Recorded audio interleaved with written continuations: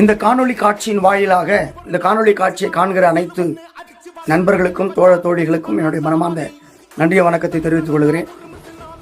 நம்முடைய தமிழகத்திலே நடந்து முடிந்ததான சட்டமன்ற தேர்தலிலே தமிழக மக்களாகிய நீங்கள் உங்களுடைய பெருவாரியான வாக்குகளை தளபதி விஜய் அவர்களை ஆதரித்து விசில் சின்னத்திற்கு வாக்களித்து வெற்றி பெறச் செய்தீர்கள். மாபெரும் வெற்றியினை அண்ணனுக்கு தந்திருக்கிறீர்கள். நான் விழுப்புரம் வடமேற்கு மாவட்டத்தினுடைய மாவட்ட கொள்கை பரப்பு செயலாளர். உங்களுக்கு என்னுடைய மனமார்ந்த நன்றியையும் வணக்கத்தையும் மீண்டும் ஒரு முறை தெரிவித்துக் கொள்கிறேன்.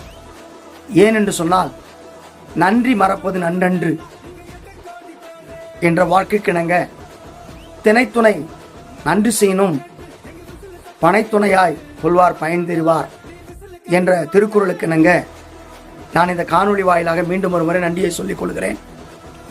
50 வருடம் 70 வருடம் ஆட்சியை நடத்தினதான ஆட்சியாளர்களை பின்னுக்கு தள்ளி அண்ணன் தளபதி அவர்களை தற்குறி தொண்டர்கள், ஆட்சி கைப்பற்ற திராணியற்றவர்கள், கூத்தாடிகளை பின்பற்றுகிற கொள்கையற்ற கூட்டம் என்றெல்லாம் எள்ளி நகையாடின வசைபாடின மக்களுக்கு மத்தியில எங்களை தலைநிமிர்ந்து நிற்க செய்த தமிழக மக்களே, உங்கள் யாவருக்கும் என்னுடைய சிரம்தாழ்த்தின சல்யூட்.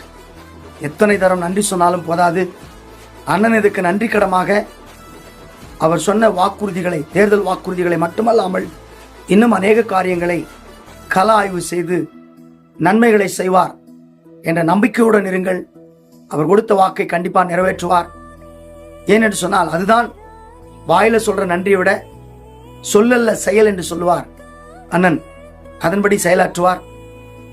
நீங்க எந்த ரூமரையும் நீங்க இது பண்ணாதீங்க. காங்கிரஸ் உள்ள வந்திருக்கு, இன்னும் சொற்ப எம்எல்ஏக்களை அவர் உள்ள கொண்டு வருவார், நல்லாட்சி தருவார். ஏடிஎம்கே, டிஎம்கே, எல்ஜேபி இப்படிப்பட்ட கட்சிகளோடு அவர் கைகோக்காமல் ஆட்சி சிறப்பாக கொடுப்பார். நீங்கள் உங்களுடைய இறைவேண்டுதல் மற்றும் உங்களுடைய ஒத்துழைப்பு அண்ணனுக்கு எப்பவுமே இருக்கும் நான் நம்புறேன். தொடர்ந்து இந்த வெற்றி வாய்ப்பினை நல்கின தமிழக மக்களுக்கு மீண்டும் ஒரு முறை நன்றி கூறி விடைபெறுகிறேன்.